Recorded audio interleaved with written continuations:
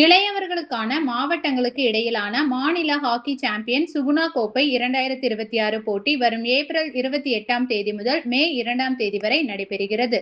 Tamil Nadu hockey unit Suguna கோப்பை 2026 போட்டி Kovai ஆர்.எஸ்.புரம் hockey மைதானத்திலும் மற்றும் திருப்பூர் மாவட்டம் உடுமலைப்பேட்டை என 3 மைதானங்களில் ஏப்ரல் 28ஆம் தேதி முதல் மே 2ஆம் தேதி வரை ஹாக்கி போட்டியானது நடைபெற உள்ளது.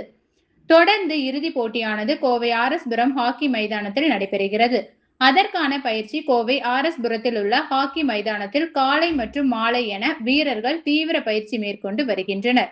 இது குறித்து ஹாக்கி அசோசியேஷன் நிர்வாகிகள் கூறுகையில், இளையவர்களுக்காக நடைபெறும் ஹாக்கி போட்டியில் தமிழகத்தில் இருந்து அனைத்து மாவட்டங்களை சேர்ந்த 35 அணிகளில் 700க்கும் மேற்பட்ட வீரர்கள் கலந்து கொள்கின்றனர்.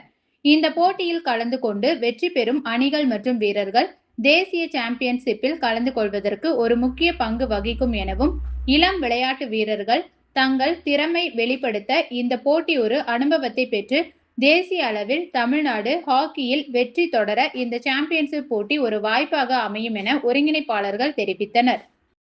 என் பெயர் லட்சுமி நாராயண சுவாமி. நான் கோயம்புத்தூர் டிஸ்ட்ரிக்ட் ஹாக்கி அசோசியேஷனோட பிரசிடென்ட்டாக இருக்கிறேன்.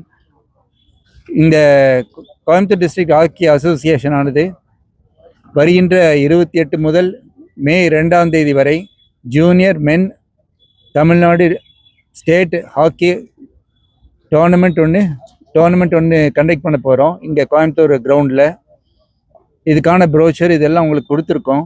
இதில் 35 மாவட்டங்களிலிருந்தும் teams Coimbatore semifinals, finals, league matches எல்லாம் ஆட போகிறாங்க. இது ஒரு ரொம்ப முக்கியமான தருணம். இதில் பங்கேற்கும் யங்ஸ்டர்ஸ், ஜூனியர் பிளேயர்ஸ் தான், அண்டர் 19 இருக்கவங்க தான் ஸ்டேட் டீமுக்கு செலக்ட் ஆவாங்க. ஸ்டேட் டீமுக்கு செலக்ட் ஆகிறவங்க எக்ஸல் ஆகிறவங்க தான் இந்தியன்